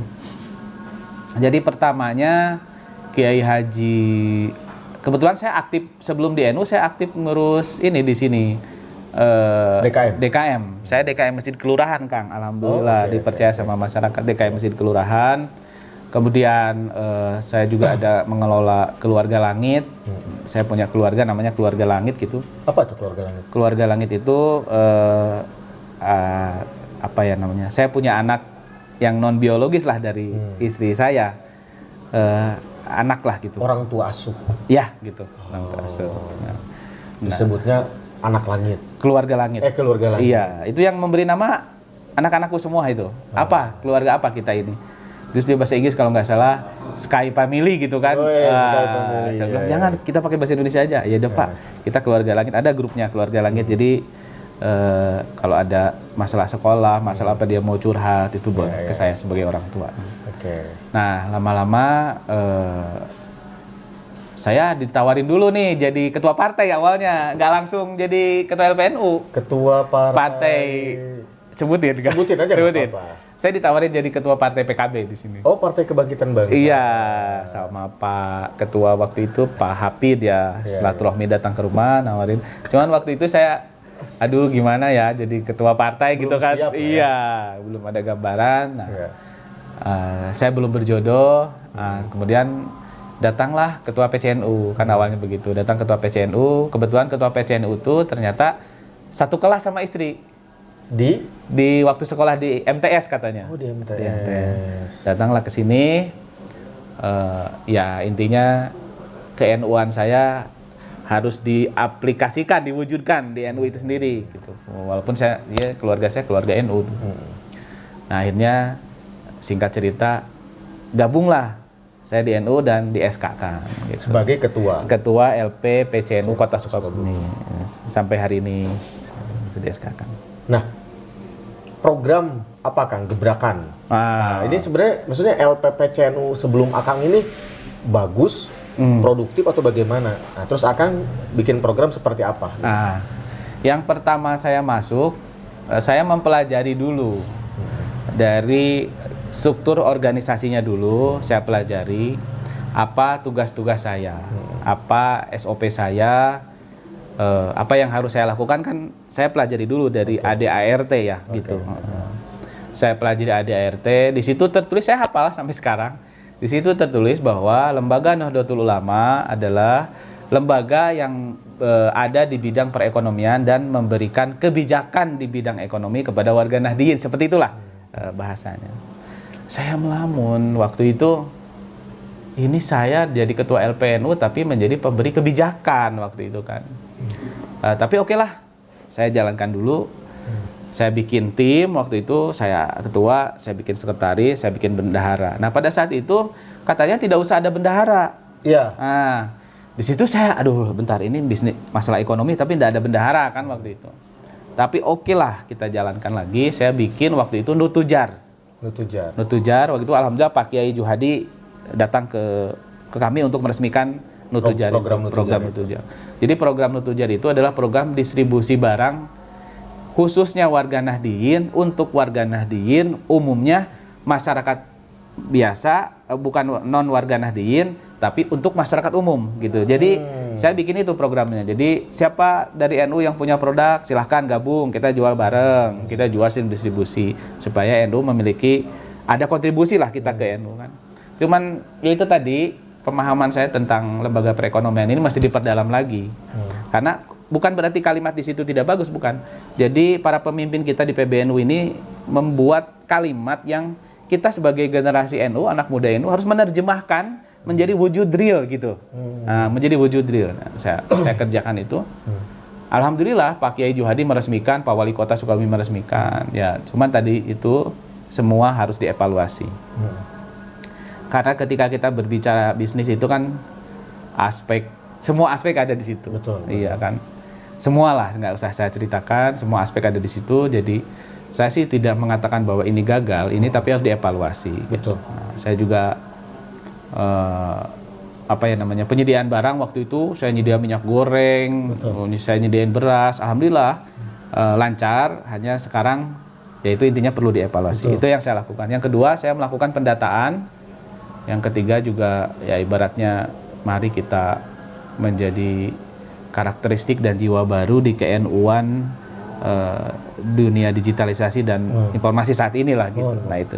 Nah, jadi intinya gitu Kang Agung. Jadi saya udah membuat beberapa program, yaitu tadi dari semua program itu harus dievaluasi kembali. Gitu, dievaluasi. Karena itu tadi nggak ada bendahara, ya bingung juga. Tadinya saya ingin begini Kang Agung. Ketika saya bikin ide di PCNU, saya ingin ide saya itu hak patennya dan hak kepemilikannya NU gitu. Cuman regulasinya saya bingung gimana ini caranya gitu. Saya pengen saya ada ide, ada entitas, ada pemikiran, tapi ya itulah untuk NU. Jadi supaya nanti bisa estafet. Jadi kalau misalnya saya ada ide, ada pemikiran terus saya tarik lagi ke perusahaan saya, ya saya tidak bisa mempersembahkan apa-apa untuk NU gitu. Jadi sampai saat ini ya saya terus mendukung perkembangan ekonomi NU. Ya mudah-mudahan Allah membimbing saya menciptakan sesuatu yang bisa diestafetkan nanti ke depan gitu. Ya itulah di Kota Sukabumi. Tapi ini ide dari Kang Ahen ini saya rasa ini harus kita aplikasikan di LPPWNU Jawa Barat. Jadi ini mudah-mudahan nanti sahabat ngopi nih, mudah-mudahan ya ini dari hasil obrolan ini kita nanti ada sesuatu program ya, sesuatu langkah Kang ya di LPPWNU ini bisa apa yang menjadi buah pikiran dari Kang Ahen yang ingin direalisasikan ini bisa direalisasikan di LPPWN Jawa Barat. Itu Kang ya. Mudah-mudahan. Karena gini kan prinsipnya kalau pemahaman saya begini. Ini kan kopi. Ini kan gelas. Gelas. Kemampuan gelas ini kan mungkin hanya bisa menyeduh kopi, menyeduh es. Betul. Untuk menuangkan air putih. Nah, jadi ketika ini yang akan dituangkan nasi goreng atau soto misalnya mungkin nggak masuk. Ya. Jadi pemahaman saya begini, untuk rekan-rekan yang ada di di PC jangan putus asa ya. Betul. Gitu. Karena apa? Setiap wadah itu memiliki kecocokan dengan apa yang akan kita tuangkan. Betul, gitu kan. Betul. Nah, ketika saya diskusi di PW, saya melihat PW ini seperti wajan. Bisa pakai masak nasi goreng, bisa dipakai ngukus, bisa dipakai naro es juga bisa dalam jumlah banyak gitu. Jadi saya ngelihat PWNU ini wajan gitu. Jadi ketika kita tuangkan, curahkan semua di sini akan terwadahi gitu. Jadi bukan apa-apa. Setiap wadah itu memiliki kemampuan daya tampung. Betul. Daya tampung. Begitupun dengan organisasi, dengan perusahaan itu memiliki daya tampung. Jadi buat rekan-rekan yang memiliki ide-ide dan jangkauan, kita sama-sama diskusikan di PW gitu. Kita sama diskusikan di PW karena PW ini besar luas, wadahnya. Se-Jawa Barat. Iya, wadahnya luas. Dan bahkan kalau ini bisa terrealisasi, ini bisa mewadahi juga PC-PC se-Jawa Barat itu kan? Betul. Tidak hanya Kota Sukabumi kan. Betul. Gitu ya? Jadi seperti ini, Kang Agung, seperti saluran listrik ini kan. Kalau dari kabel utama kan gede itu setrumnya. Nah, makanya di tiap rumah ada KWH, ada alat-alat supaya yang masuk ke dalam rumah itu sesuai dengan porsinya. Nah, ide besarnya tarik ke PWNU, dari PWNU nanti disalurkan sesuai dengan kapasitasnya ke PC masing-masing. Nah, seperti itu. Seperti itu pemahaman saya seperti itu. Apalagi kalau misalnya kita lihat sambutan-sambutan ketua PB kita kan gitu. Itu banyak kalimat-kalimat yang seharusnya kita sebagai generasi NU mengurai. Betul. Mengurai, apalagi di tingkat akademisi itu harus menjadi beberapa bab harusnya gitu kan. Seperti kalimat saya sampai hafal bahwa yang kata Pak Kiai Ketua PB, saya ingat itu waktu Rakernas ya, Gus Yahya. Iya, beliau mengatakan begini. Yang dibutuhkan oleh MPNU itu adalah bagaimana MPNU ini menjalin kemitraan yang menguntungkan dan bermartabat. Itu sampai saya apa? Menjalin kemitraan. Menjalin kemitraan yang saling menguntungkan dan bermartabat. Mohon maaf kalau ada kata yang kelewat ya. Tapi intinya itu. sampai saya pulang dari Rakernas, saya pikirkan ini kalimat yang kita sebagai generasi NU harus menjabarkan kembali. Berarti ketika kalimat itu, pemahaman saya, mohon maaf Pak Kiai kalau salah ini. Kita harus memiliki kerjasama yang menguntungkan dan bermartabat. Di sini berarti kesadarul. Iya. Aturan. Aturan, harus ada aturan. Sehingga tidak sekedar warga Nahdliyin berbisnis, bagaimana itu bisa ada kebijakan, kebersamaan, kerjasama yang menguntungkan dan bermartabat yang ada rule-nya. Betul. Gitu. Makanya yang saya pikirkan saat ini, NU ini kita butuh entitas. Betul. Kita butuh entitas, apakah itu perusahaan, apakah itu brand. Yang penting bagaimana caranya LPNU ini punya entitas. Karena begini, pemahaman saya bahwa NU ini adalah memberikan kebijakan ekonomi kepada warga Nahdliyin. Nah, saya bertanya kebijakan ekonomi seperti apa? Itu yang saya tidak menyalahkan kalimat itu, tapi saya bertanya kepada diri sendiri, kebijakan ekonomi seperti apa? Nah, saya telah oke. Sebelum kebijakan itu ada, kita harus memiliki kerangka kebijakan. Nah, kerangka kebijakan yang didasari oleh 1, ketertarikan, 2, keuntungan, 3, baru keterikatan. Nah, kebijakan ini bisa keluar ketika kita sudah ada keterikatan. Baru kita bisa memberikan kebijakan. Dan setelah keterikatan memberikan kebijakan ke bawah, baru kita bisa melobi kebijakan ke atas. Betul. Karena yang bawah kita sudah pahami. Jadi ada bahan untuk ke atas gitu. Jadi saya ingin membangun bagaimana kebijakan ini memiliki ketertarikan, memiliki keuntungan dan memiliki keterikatan gitu. Nah, hanya saya masih terus harus mempelajari ADART LPNU. Saya pelajari terus dan saya buka. Ternyata poinnya ada di pasal 9 nomor kalau nggak salah huruf F, E dan F kalau nggak salah ya waktu itu saya. Ada RTNU. Iya, saya pelajari di situ kan ada di situ. Tapi tetap kita harus mulai dari situ. Ya kita harus memiliki entitas lah. Mungkin bekerjasama dengan lembaga lain. Kenapa entitas? Saya pikir entitas itu kan asnya, tapi kita nanti orbitnya itu tidak terlepas dari as itu gitu. Betul. Jadi entitas itu adalah as. Pengeluar kebijakan adalah LPNU dan ketika mengorbit bisnis itu tidak terlepas dari as itu gitu. Betul. Sebagai contoh misalnya saya menciptakan brand Laila, saya sudah bicara silahkan dihakikan oleh NU. Nah, ketika itu sudah terjadi dihakikan oleh NU atau LPNU atau apalah, yang penting saya mempersembahkan itu sebagai entitas.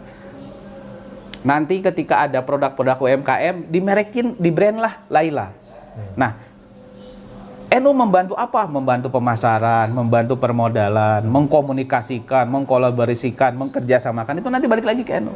Tapi entitasnya betul-betul bahwa itu adalah NU atau LPNU gitu. Nah, sehingga ketika bisa mengkolaborasikan kan baru kita bisa mengeluarkan kebijakan. Betul. Gitu. Ya, saya nanti insya Allah saya bikin merek Laila. Saya akan buat percontohan dengan Kang Agung, dengan tim semua, bagaimana Laila itu menjadi entitas dan mengorbitnya adalah mengorbit di NU. Betul. Mengorbit di NU. Sehingga saya terinspirasi juga bahwa kita ini banyak LPNU ini udah jadi pengusaha, Kang Agung. Nah, banyak udah menjadi pengusaha hebat, tapi gimana caranya kita mempersembahkan gitu. Karena Nutujar ini yang dibentuk sama Pak Kiai leluhur kita itu 1918, ini kan menggabungkan, bukan menggabungkan, bersama-sama gitu. Karena di era modern ini kita tidak sedang menggabungkan ekonomi melawan penjajah. Betul. Bagaimana sekarang kita menggabungkan pemikiran-pemikiran kita dalam entitas ekonomi di LPNU justru untuk melawan penjajahan kemiskinan Ya. Jiwa-jiwa kemiskinan kita, jiwa-jiwa kurang optimisme kita lawan dengan kebersamaan di dalam berekonomi. Karena kalau mau perang mah udah nggak ada sekarang. 1918 bersatu itu karena memang ngelawan penjajah, ngelawan regulasi penjajah. Kalau sekarang nggak, justru kita negara tenang, kita harus bergabung, menciptakan sebuah entitas, disepakati bersama. Sudah, disitulah kita tawafnya, orbitnya di situ. Kita di situ aja tawafnya. Makanya saya kemarin juga pernah diskusi, minyak goreng AN nggak usah dijual di NU, nggak apa-apa. Tapi justru saya ingin menciptakan sebuah entitas baru. Bahkan saya cerita ke Pak siapa ya, lupa waktu itu, kalau Laila ini lahir, ya sudah di Bandung ini semuanya Laila, minyak Laila. Supaya apa? Supaya Sejabar mungkin. iya. Tidak hanya Bandung. Tidak hanya Bandung. Supaya apa? Orbitnya di NU gitu. Orbitnya dia. Nah itulah yang ingin saya punya mimpi, bagaimana di NU ini kita semua sudah berekonomi, sudah banyak, saya yakin banyak yang jadi bos-bos, yang usahanya lancar, tapi yuk mari sama-sama kita buat entitas, buat sebuah as, bagaimana ada ekonomi yang memang orbitnya di sini. Betul. Di situ di NU lah, di LPNU betul khususnya. Sehingga nantinya ke depannya betul LPNU ini bisa mengeluarkan kebijakan gitu, mengeluarkan kebijakan dan melobi ke atas. Baik, teman-teman semua, sebenarnya ini masih banyak hal ya yang ingin saya dapatkan ya, yang ingin saya gali dari sosok Kang Agus Ahen ini ya, sosok pengusaha muda inspiratif Jawa Barat dengan sembakonya. Bahkan ini ada satu bisnis baru yang sudah di launching kemarin, yaitu motor listrik ya oleh Kang Ahen. Cuma sayang banget waktunya belum bisa kita gali saat ini. Yang mudah-mudahan Kang, saya minta waktunya lain kesempatan kita bisa ngobrol perihal motor listrik ya, seperti itu. Baik Kang, mungkin yang terakhir Kang, minta closing statementnya Kang untuk sahabat-sahabat ngopi yang ada di rumah. Oke. Jadi begini, terima kasih, saya sudah ada di lingkungan yang tepat. Saya sudah ada di lingkungan Nahdlatul Ulama, yang intinya saya berterima kasih banyak belajar kepada para kiai, para ustadz, para kesepuhan, para dosen di sana kan. Alhamdulillah. Mungkin ini closing statement dari seseorang yang tidak memiliki banyak ilmu, gitu. Hanya senantiasa bagaimana ketemu dengan orang itu guru, ketemu dengan peristiwa adalah guru, ketemu dengan kejadian juga adalah guru. Ya, mari kita sama-sama membangun tatanan ekonomi yang bermartabat dan saling menguntungkan. Saya punya sesuatu, jadi kalau mau sukses itu harus punya Pajero dulu. Apa tuh Pajero? Kalau nggak punya Pajero agak susah suksesnya kayaknya nih. Jadi Pajero itu adalah P-nya itu harus percaya diri. Iya. Kita harus percaya diri bukan terhadap diri yang kita akui, tapi terhadap pemilik diri ini. Kepada Allah. Iya, kita harus punya kepercayaan diri. Kepercayaan diri pada dirinya. Nah, disinilah yang harus kita gali. Kita harus memiliki kepercayaan diri. A-nya itu adalah antusias. Jadi, apapun yang kita kerjakan, antusiaslah. Mungkin kalau bahasanya ikhlaslah. Jangan mengatur hasil, gitu. Karena kita ini mempersembahkan yang terbaik dan yang baik buat sesama, bukan tentang kebaikan buat kita. Jadi dengan antusias ini, masalah besar bisa menjadi kecil, masalah kecil juga bisa kita hadapi. Jadi kita harus antusias, apalagi di era digitalisasi dan informasi saat ini. Kemudian J-nya jujur, gitu. Kita harus jujur. Antusiasnya ada, tapi kejujurannya tidak ada. Kita harus jujur, gitu. Ya, kejujuran itu pemahaman saya bukan tentang saya jujur ke Kang Agung, karena saya jujur ke Kang Agung bisa saya kemas sedemikian rupa, tapi bagaimana kita jujur terhadap diri sendiri. Gitu. Itu yang paling sulit, karena kejujuran terhadap diri sendiri itu kan nggak terlihat sama orang lain, tapi hanya terlihat sama kita. Nah, jadi kita sama-sama belajarlah jujur kepada diri kita sendiri. Kadang-kadang kan kita sebetulnya sering nggak jujur terhadap diri kita sendiri, gitu kan. Tapi tampilannya malah tampilan jujur ya, Kang Agung, kayak gitu. Kemudian juga E-nya adalah empati. E-nya adalah empati. Kita harus merasakan sebelum kita merasakan yang sesungguhnya. Tidak perlu merasakan sakit sebelum harus disakiti dulu, gitu. Misalnya tidak perlu merasakan susah tapi harus susah dulu. Ya, intinya kita harus empati terhadap siapa, terhadap lingkungan sekitar, terhadap saudara, terhadap karyawan, juga terhadap lingkungan. Ya, termasuk kucing mungkin ini. Iya, banyak kucing di sini. Iya, harus empati kita gitu. Dari E ya, Iya.